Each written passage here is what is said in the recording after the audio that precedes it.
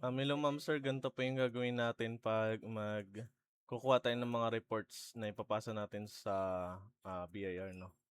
So bale punta kayo dito sa POS natin, ilagin natin yung POS po natin, then login po tayo kung ano yung password ni admin, 'yan. Then punta kayo sa more, 'yan or F10, then e-journal and records. So lahat ng reports dito ay kukunin po natin 'no. Kunwari sa terminal, ito kasi yung lahat ng ano, sales hanggang profit. So select all, checkan niyo lang 'yan. Then kung kailan po kayo nag-umpisa hanggang sa kung kailan natapos yung paggamit ng POS 'no. 'Yan, kunwari, sample lang 'to, November 2025. Then search lang natin dito sa may right side, upper part. Then 'pag nakuha na natin 'to lahat, na-view na siya. So dito sa baba ng from na 'to, ito may nakikitang export report ito, yung logo na 'to, click nyo lang. Then pili tayo ng ano, sa desktop niyo na lang ilagay, then dito sa save as type gawin yung PDF. So ilagay niyo dito ay kung kailan po na, from and to, kung kailan unang ginamit, yung ano, date kung kailan ginamit hanggang sa natapos. Ano po, 'yan. Sample lang po 'to. Then save. Wait nyo lang po 'to maglabas. Ayan, save yan, okey. So minimize, so dito na po 'yan, ito na po siya.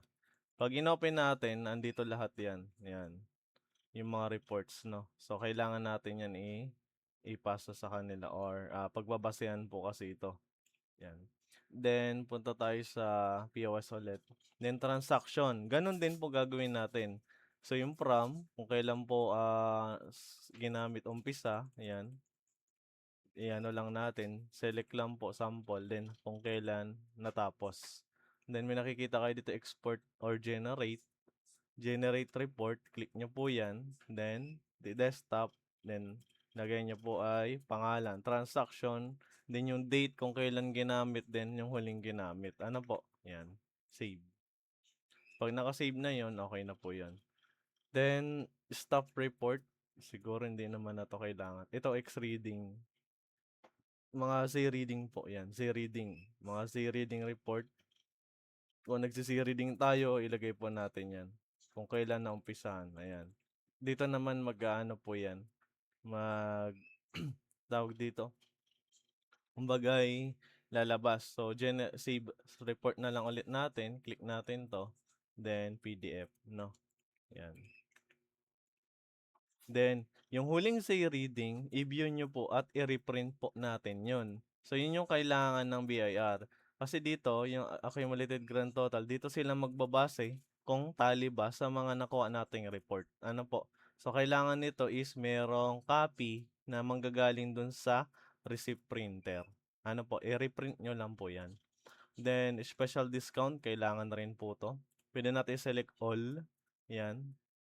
Puwedeng, select all na lang natin po 'to, then kung kailan na rin po ginamit, gano'n rin po, unang ginamit, then generate report lang natin. Kasi kailangan rin po yung mga discount na 'yun, report.